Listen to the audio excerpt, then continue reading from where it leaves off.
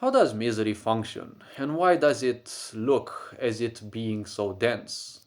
Well, the density of misery, one has to understand. This density comes not from your own misery itself.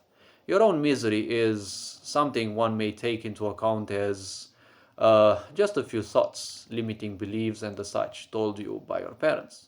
I do remind people that your mother is the first witch that you will be finding, because with a few words, she can make your life a better opportunity, a better blooming of creation itself, or it can make it a worse limitation than her own life has been.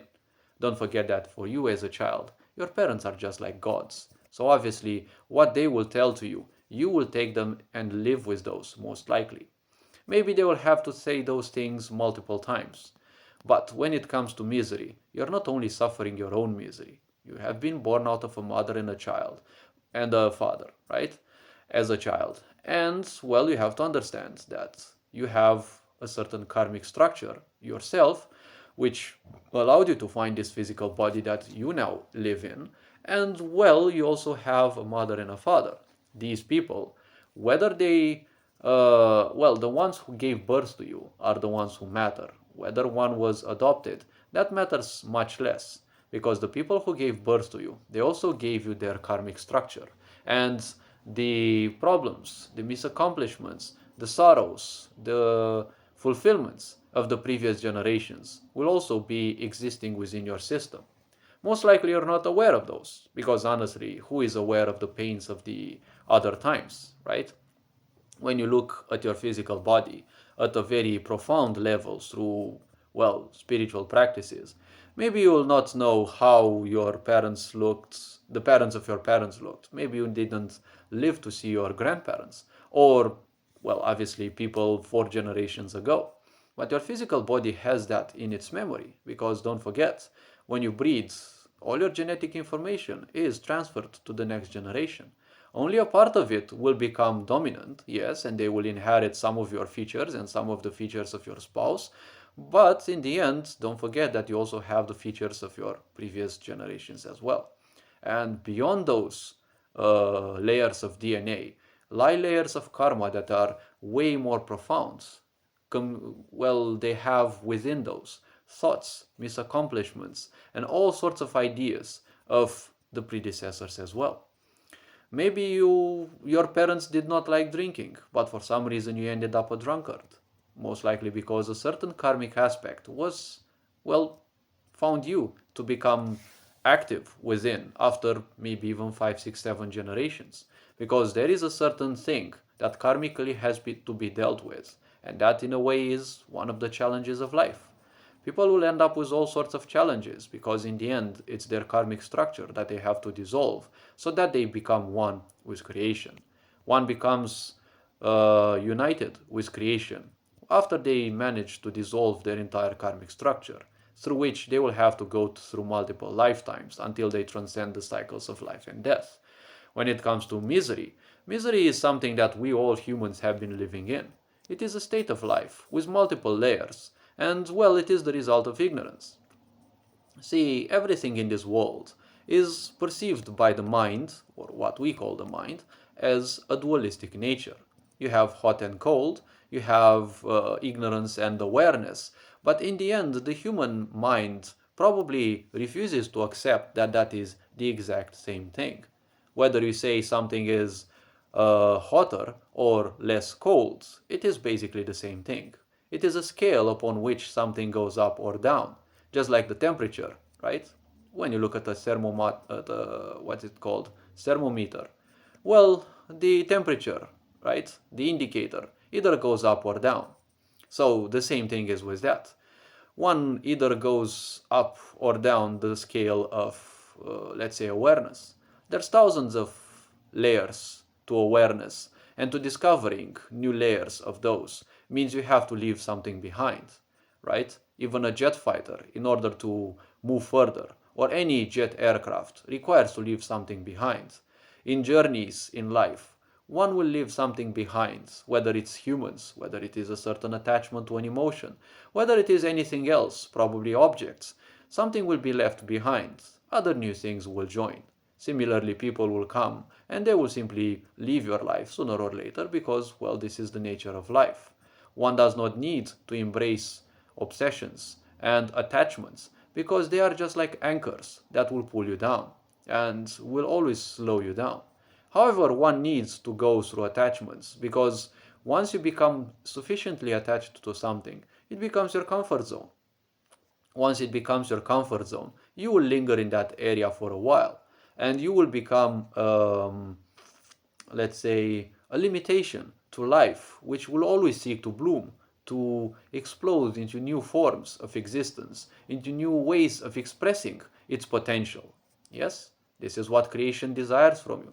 It doesn't need you to believe in magical books that are nothing else but imaginations on how someone thinks creation may look like and how some people ardently believed in that. Everyone's beliefs are their own, but they should never be imposed upon others. Whether some want to adhere to those, well, it is a good point. But everything which is birthed out of ignorance will ultimately end up as a tool of ignorance to keep people in the same bondage. Don't forget that misery functions on the principle if you are miserable, it is your duty to make the others around at least more miserable than you are. Or, in shortly said, misery loves company. It is a complex state which simply embraces your idea of comfort. When misery strikes you down the most is when you give up your greatest power, that of hope. Hope is one of the greatest engines of life because when something is requested enough, that hope will fire up a whole bunch of systems within you that will make you imagine things, and those imaginations will in time propel a greater and greater envisaging of something becoming reality, right? It may not happen in hundreds of years, but it may happen in thousands of years. When you look behind 300 years back, those people most likely could not be convinced that we humans would get the possibility to fly, but the willing to experience the such existed in those far before that. So all of these thoughts that people wanted, all of these necessities, all of these fantasies that they had, whether creational, whether poetical, probably even sexual and the such, necessities, obsessions and the such, they're all sent from one generation to another. When one is incapable of transcending these, they become obsessions and they become dense enough that they will simply make themselves manifest in the hearts and minds of the future generations. Well, this is explained as short as possible and, well, let's say at the surface level. So each new generation will simply continue that suffering in a way. It's no punishment or divine punishment or whatever you want to call it. It is just a race of humans in our case, or any race of beings that, have discovered higher layers of awareness and have transcended the full aspect of living in a hive mind society or in a fully individualistic society where their physical body is all that matters. Like when you look at the animals, yes, they're all living entirely in survival. That is why their instincts are so sharp, because they are aware that at any given moment something may hurt or even kill them. Yes? Yes. And now, when it comes to us humans, we have also been kept in ignorance because greed and the such are very powerful emotions that, one has to transcend. One has to transcend this idea of being alone. When you feel abandoned, you give up all hope. When you give up all hope, you stop imagining things. So you don't wish anything new. So you simply crawl back into your comfort zone. When this happens, misery will become your guide outside of that. Because only misery, when it becomes painful enough, will it crumble the walls of your comfort zone and will push you outside. Then you have a quest, that of convincing life that that level of misery is no longer that which you need. You need to seek something else because life has its own energies. And unfortunately, or well, better said, fortunately, life does not have any awareness on its own. The awareness belongs to you because you have this higher level of awareness while you are in this physical body. You have discernment, and well, you have this power to judge. Yes, you have discernment, and you have the power to become conscious, which is what creation is not. Creation will simply create. It is what it does. It does not create it on any possible subjectivity or anything like that. It is not aware of what creates, it just expands. Yes? All these embodiments of God or creation as a deity that knows everything, that is nothing else but narcissistic dreams. Because a deity that knows everything, a deity that knows everyone, that is nothing else but you getting accustomed, mentally acclimatized to this sick society that we live in of Big Brother. Because nobody can know what will happen into the future. Yes, it can be predicted, but the future hasn't been written yet. The more ignorant people are, yes, you can predict their future because the more prone they are to doing the same exact thing because those belong to their comfort zone. But it doesn't mean that they will necessarily do that specific thing. So you have to make people extremely ignorant and comfortable so that they do the same exact thing, so that you can easily predict the future or guide them to the future that you want to impose upon those. When misery removes your connection with hope, you stop dreaming. When you stop dreaming, you give up your inner child. That will cause a lot of pain. Misery functions in a very simple cycle. Self destructive behaviors, or whatever way through which you're neglecting something within you, which will start feeling hurt. Or you end up in behaviors through which you actually specifically hurt yourself in certain things. That is another problem. Because this is basically what leads to the cycle of misery. Something hurts you and you don't want to pull out of your misery. So you distract yourself with even more comfort, right? You distract yourself with more comfort, which leads to more hurt, which requires even more comfort. And comfort is the greatest poison of all aware creatures. That is why successful people, they also live in their own comfort zone, but they slowly and surely expand it. They make it greater and greater slowly so that they don't get used to the same thing. They don't do the same things at the same times. They swap things, they do them a bit later, a bit sooner, so that they don't end up living in the same exact cycles. Because life functions in such a way that you will need to do the same things again and again. Whether you don't have a job and let's say you work towards a business, you will have to do the same exact steps that your business requires. You may have a bit more freedom that you can do them later or sooner. Similarly, you will need to eat, you will need to do this and that. The more aware you do actions in life, the further you get from habits, which are a trap of misery. Because a habit means you are repeating something. When you repeat something, you only do that because it is comfortable to you. You know it will work. So, being comfortable, you will obviously repeat it because when you have given up hope, you also give up your greatest shield, which is your patience. When you take the time to analyze things, when you take time to simply let words, thoughts, and whatever you have accumulated flow through your mind, and not just spend your energy uselessly on those and reacting to those, thus making them stronger, and then fucking yourself up mentally because the more you spend your energy on your thoughts, haven't you noticed that the harder it is to stop them, to distance yourself from those? When you're calm, meditative, what does it mean? You take your time, you are patient. And what are meditative people? Well, they're also hopeful in a way, because they hope others like them will start this so called seeking, because it is not a journey. There is no such thing as an internal journey. A journey means you're moving from somewhere to somewhere, right? Maybe you're thinking that you're leveling up spiritually, it is a journey. No, it is not a journey because your spirituality is where you are, it is within you. There is no such thing as that. It's just closing your eyes to the external distractions and just listening to the hum of your own worlds. Maybe you may not like what you see in the mirror, but that is what misery is. Because don't forget, life always wants to move further. Life cannot accept the idea of living in the same place, of doing the same thing.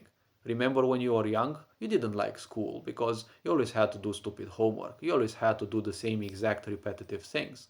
But you just gave up your hope sooner or later, and then you became the same drone just like your parents and your grandparents and the such. It's just that compared to those, in most younglings' situations, this simply can't click with them. It does for a certain while because they have to feel protected for a certain time until they reach a certain age where it simply can't work anymore. You simply can't embrace that lie that do the same thing for 40 more years and then you'll be happy. You're not happy now and you have barely made it. You know what you'll be doing for 40 years and you already don't like it. What makes you think that your parents' lie will be much better for you? Yes? It is an impulse of the mind, of misery, to try the same thing again because hopefully and most likely it will end up differently. You can see this in how people go and bet their last money yet again. Maybe this time they will win. You will see that in a lot of miserable gamers' attitudes. They have lost 10 times in a row. Maybe this game will be better. No, definitely it will be better. Yes? You will see this behavior, these patterns of misery. There are very few patterns of misery. Always create some problem, always suffer from something, then distract yourself from that and don't take accountability. Because accountability is what kills misery. But it also pulls you out of your comfort zone. When that happens, you have a sensation that you are suffering, so you want to get back to your comfort zone.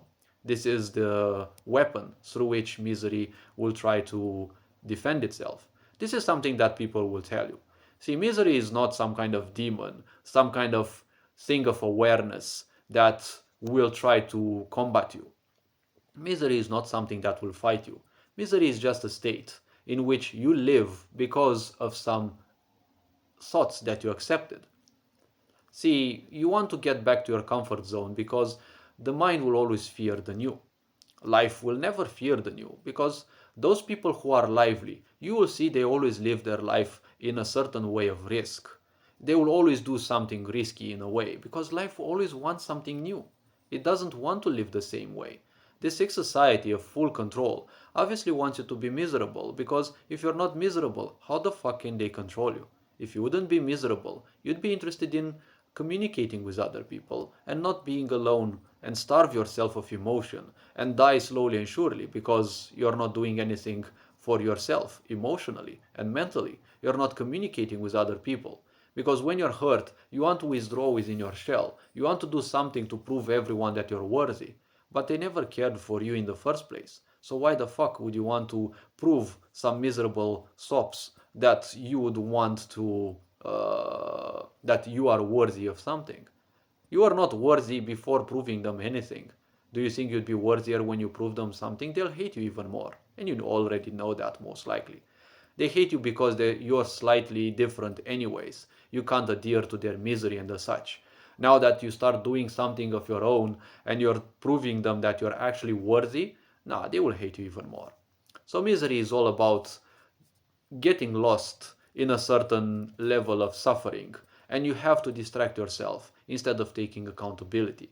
Yes, accountability is the path of the truth because once you admit things, once you admit that you're a failure in a way, or let's say a ruin, or whatever bad words people have been telling you, yes, it's ultimately nothing but words. It's nothing but meaning. You don't have to carry it like a cross.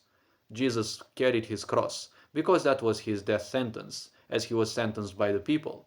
But you have only been sentenced to carry a cross. That is nothing else of, it is just nothing but a piece of meaning. You've been carrying just some little thoughts in your mind. You've been giving them all your thoughts like a silly little goose, right? You've just been a little dum-dum because there was nobody to teach you otherwise. I've been telling people, when you live in a world where everyone does the same exact thing, you're living in a prison, not in a society. It is hard to pull out of these things because people have been living like this for thousands of generations. And that misery is what you are suffering from. You're also suffering this life. You're suffering from the misery of your ancestors, which is represented within your life as well. You feel it now because, well, it is the same thing they've been feeling as well. And you're also, the more sensitive you are, you're also suffering because the whole world is suffering. And you're open to the sensitivity of life. So you're also feeling other people's misery and as such. That's one of the reasons why you're feeling so depressed at times.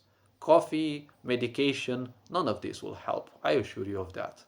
You will only help yourself when you simply distance yourself from all the pain that you have caused, that there's something wrong with you. Because when you give up hope, you give up that which the whole society needed of you the most? Your uniqueness. A lot of people simply don't know what this is because they just live in the drone level, just like their parents have been living. It is the most comfortable way to live. Just live like a mouse, always run when there's a problem, always do like a slave when someone tells you something, just do it because it's the easiest way to live life when there's someone else to tell you what to do, right? You just do it and everything seems good, right? Taking accountability and taking back your power by taking your hope back. That is what narcissists and all the sick fuckos in this society want. When you have no hope, that is when you draw your weapons and, well, you can't do anything because you can't imagine yourself in a much better perspective. You're just thinking that you have been defeated when the power has been within you all along, right? Just like in The Wizard of Oz. In the end, everyone found out there was no such thing as a super powerful wizard. There was just an old bloke or bloat, whatever you want to call them. There was just an old fucker, and they literally had no power. Just like this sick society doesn't have any power. The only counter you have to this sick society is simply love, because communion will create a world which they cannot control. They cannot infiltrate it, and they cannot control it that easily. Hopefully this video raised a bit of awareness. You are appreciated. Take care. Enjoy life. This being said, Ferenc Jan Bort signing out.